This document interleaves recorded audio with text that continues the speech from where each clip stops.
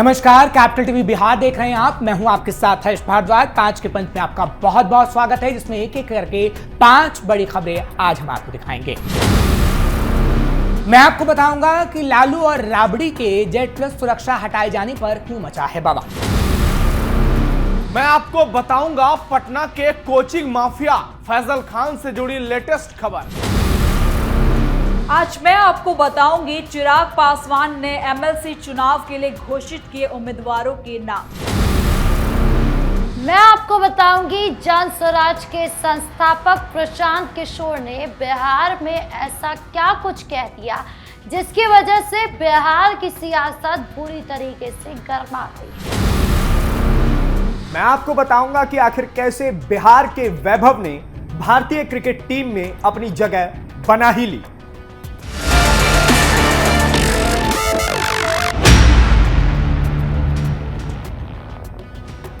पूर्व मुख्यमंत्री लालू प्रसाद यादव और पूर्व मुख्यमंत्री राबड़ी देवी की Z+ सुरक्षा हटाए जाने के बाद अब नेता प्रतिपक्ष तेजस्वी यादव ने अपनी सरकारी सुरक्षा वापस कर दी है, जिसके बाद बवाल मचा है। तेजस्वी ने राज्य सरकार के फैसले पर नाराजगी जताते हुए इसे राजनीतिक दुर्भावना से प्रेरित कदम बताया। इससे पहले लालू प्रसाद यादव और राबड़ी देवी ने भी अपनी सरकारी सुरक्षा लौटा दी थी। आरजेडी का आरोप है कि विपक्षी नेताओं को निशाना बनाने के लिए उनकी सुरक्षा में कटौती की गई है। पार्टी नेताओं का कहना है कि यह फैसला लोकतांत्रिक मूल्यों के खिलाफ है। वहीं राज्य सरकार का कहना है कि सुरक्षा व्यवस्था में बदलाव सुरक्षा एजेंसियों की समीक्षा और निर्धारित मानकों के आधार पर किया गया है। आरजेडी के प्रदेश प्रवक्ता शक्ति सिंह यादव ने बयान जारी करके कहा है कि लालू प्रसाद यादव और राबड़ी देवी के बाद अब तेजस्वी ने सरकार की ओर से उपलब्ध कराई गई सुरक्षा को वापस करने का निर्णय लिया है। उन्होंने आरोप लगाया कि राज्य सरकार विपक्ष के प्रमुख नेताओं को निशाना बना रही है और उनकी सुरक्षा से समझौता किया जा रहा है। पार्टी का कहना है कि लालू यादव लंबे समय से राष्ट्रीय राजनीति के बड़े नेता रहे हैं और उन्हें मिलने वाली सुरक्षा में अचानक कटौती कई सवाल खड़े करती है। दरअसल शुक्रवार को ही सुरक्षा समीक्षा के बाद लालू प्रसाद यादव और राबड़ी देवी को प्राप्त Z+ श्रेणी की सुरक्षा हटा दी गई थी। इसके बाद उनकी सुरक्षा की जिम्मेदारी बिहार पुलिस के जवानों को सौंपी गई। हालांकि आरजेडी इस व्यवस्था से संतुष्ट नहीं दिखी और इसे दोनों नेताओं की गरिमा और सुरक्षा के साथ खिलवाड़ बताया। पटना का कोचिंग माफिया फैजल खान अब नया खेल खेल रहा है। फैजल खान पटना सिविल कोर्ट में सरेंडर नहीं करेगा। यह ऐलान उसके वकील अरविंद कुमार महुआर ने किया, जिसका कहना है कि खान सर के सरेंडर करने का कोई चांस ही नहीं है। उन्हें बेल लेने की जरूरत पड़ सकती है। मेरे क्लाइंट की वजह से फायरिंग नहीं हुई है। पुलिस ने FIR में कुछ भी लिख दिया है। खान सर ने ऐसा कोई बयान नहीं दिया कि गोली चलाओ मैं देख लूंगा। हम लोग जमानत याचिका दायर कर रहे हैं। शनिवार को कोर्ट में अग्रिम जमानत याचिका दाखिल करने का वक्त खत्म हो गया था। हम लोग सोमवार को इसे दाखिल करेंगे। इन लोगों की बेशर्मी देखिए दोस्तों, कैसे ये पूरी दुनिया को झूठा साबित कर रहे हैं, जबकि इस खान पर हत्या की कोशिश और आर्म्स एक्ट के तहत केस दर्ज किया गया और वायरल वीडियो उसकी पुष्टि करते हैं। कल पटना पुलिस की 5 गाड़ियां रात भर अलग अलग वक्त पर खान की कोचिंग में पहुंची, लेकिन 24 घंटे बाद भी खान की गिरफ्तारी नहीं हो पाई क्योंकि वो फरार चल रहा है। स्टूडेंट भी रात भर कोचिंग के बाहर बैठे रहे। कुछ बच्चे पुलिस गाड़ी से बार बार अनाउंस करती रही, हट जाइए लौट जाइए, लेकिन स्टूडेंट कुछ वहां पर जमे रहे और इसके पीछे भी खान की रणनीति बताई जा रही है। इससे पहले भी खान का एक वीडियो वायरल हुआ। इस वीडियो में वो क्लासरूम में बच्चों को भड़काते हुए नजर आ रहा है और ये साफ साफ कह रहा है कि अगर खान ग्लोबल स्टडीज बंद हो गया तो अगले 6 महीने में कई कोचिंग संस्थाओं की फीस 1 लाख से 1.5 लाख रुपए तक पहुंच जाएगी। खान एक किताब लेकर आता है और कहता है कि विद्या की कसम खाकर कहता हूं कि उस दिन फायरिंग हुई। इसकी बेशर्मी देखिए, जबकि वायरल वीडियो सब कुछ प्रमाणित करते हैं। बिहार विधान परिषद चुनाव 2026 को लेकर लोक जनशक्ति पार्टी रामविलास के प्रमुख और केंद्रीय मंत्री चिराग पासवान ने बड़ा राजनीतिक दांव खेला है। पार्टी ने मुस्लिम समुदाय से आने वाले अशरफ अंसारी को अपना उम्मीदवार घोषित कर दिया है। इस फैसले को बिहार की बदलती राजनीतिक परिस्थितियों और सामाजिक समीकरणों की दिशा में काफी खास माना जा रहा है।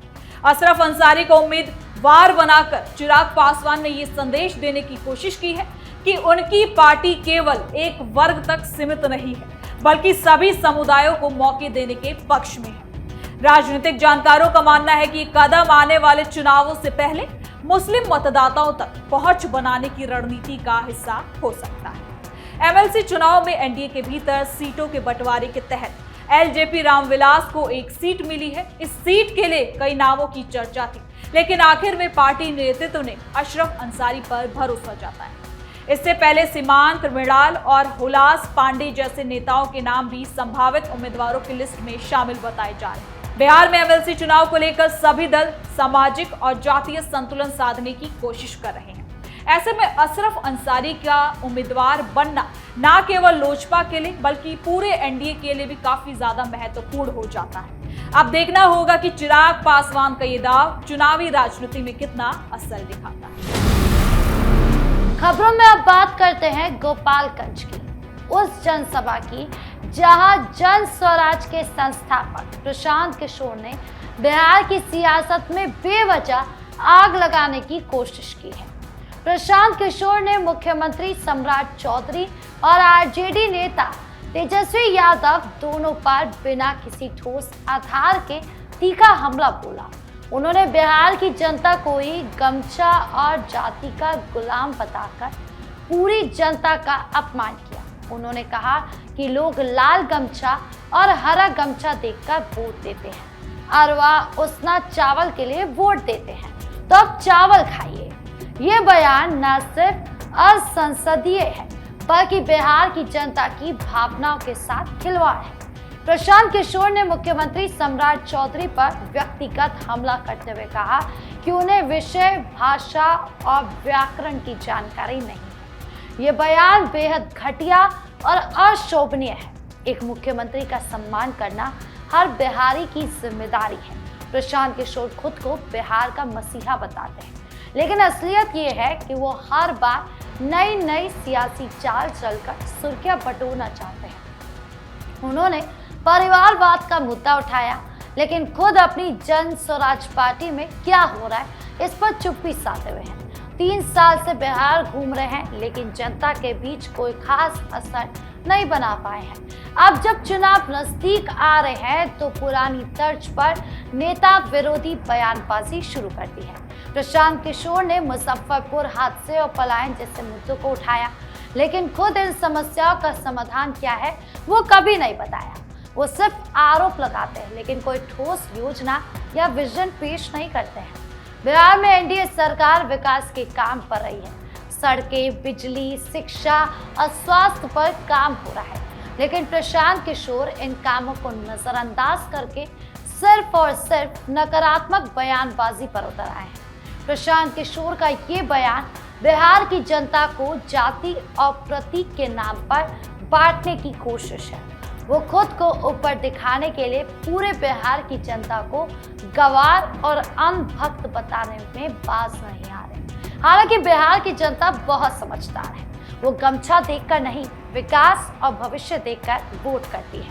बिहार की जनता अब ऐसे लोगों से उब चुकी है जो हर चुनाव से पहले नाटक करते हैं और बाद में गायब हो जाते हैं। प्रशांत किशोर को समझना चाहिए कि बिहार की जनता अब प्रतीकों से आगे निकल चुकी है। वो विकास, रोजगार और अच्छी सरकार चाहती है, ना कि खोखली बयानबाजी। बीसीसीआई ने आयरलैंड और इंग्लैंड दौरे के लिए भारतीय टी20 टीम की घोषणा कर दी है। इस टीम में सबसे ज्यादा चर्चा 15 वर्षीय युवा बल्लेबाज वैभव सूर्यवंशी के चयन को लेकर के हो रही है। पिछले कुछ समय से क्रिकेट जगत में उनके नाम की चर्चा ही थी और शानदार प्रदर्शन के दम पर आखिरकार उन्हें टीम इंडिया में जगह मिल ही गई। इसके साथ ही उनका भारतीय टीम के लिए खेलने का सपना भी पूरा होने जा रहा है। वैभव सूर्यवंशी ने पिछले 2 सालों में आईपीएल टूर्नामेंट के दौरान बहुत ही शानदार बल्लेबाजी करके सभी का ध्यान अपनी तरफ खींचा। चयनकर्ता जो सिलेक्टर्स होते हैं लगातार उनके प्रदर्शन पर नजर बनाए हुए थे और यही वजह है कि उन्हें ना सिर्फ टी20 टीम में मौका मिला बल्कि एशियन गेम्स के लिए चुनी गई भारतीय टीम में भी शामिल किया गया है। आईपीएल में वैभव का प्रदर्शन बेहद शानदार रहा।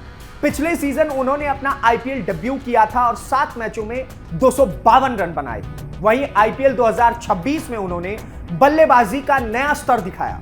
उन्होंने 14 मैचों में 776 रन बनाकर पूरे टूर्नामेंट में सबसे ज्यादा रन बनाने वाले बल्लेबाज का सम्मान हासिल किया और ऑरेंज कैप अपने नाम की। इस दौरान उनके बल्ले से 1 शतक और 5 अर्धशतक निकले। उनका स्ट्राइक रेट 237.31 का रहा, जो किसी भी युवा बल्लेबाज के लिए बेहद खास माना जाता है। वैभव ने आईपीएल में दुनिया के कई बड़े गेंदबाजों के खिलाफ बेखौफ बल्लेबाजी की। उन्होंने जसप्रीत बुमराह, जॉश हेजलवुड और पैट कमिंस जैसे अनुभवी गेंदबाजों के खिलाफ भी आक्रामक अंदाज में रन बनाए। उनके इस प्रदर्शन ने क्रिकेट विशेषज्ञों और प्रशंसकों को काफी ज्यादा प्रभावित किया। अब उन्हें श्रेयस अय्यर की कप्तानी वाली भारतीय टी20 टीम में शामिल किया गया है। हालांकि टीम में पहले से अभिषेक शर्मा, संजू सैमसन जैसे ओपनर शानदार बल्लेबाज हैं, इसलिए देखना दिलचस्प होगा कि वैभव को प्लेइंग 11 में मौका कौन से नंबर पर मिलता है। यदि उन्हें डेब्यू का मौका मिलता है तो वो भारत के लिए सबसे कम उम्र में अंतरराष्ट्रीय क्रिकेट खेलने वाले खिलाड़ी बन सकते हैं। फिलहाल वैभव सूर्यवंशी ने टीम इंडिया में चयनित होकर एक बहुत बड़ा रिकॉर्ड बनाया है। वो भारतीय टीम में जगह बनाने वाले सबसे कम उम्र के खिलाड़ी बन चुके हैं। अब क्रिकेट प्रेमियों की नजरें उनके अंतरराष्ट्रीय डेब्यू पर टिकी रहेंगी कि आखिरकार वैभव जिस प्रकार से आक्रामक अंदाज में आईपीएल में खेलते हैं और अलग अलग टूर्नामेंट्स में खेलते हैं, क्या टी20 में भी वही एग्रेशन बल्लेबाजी उनकी देखने को मिलेगी।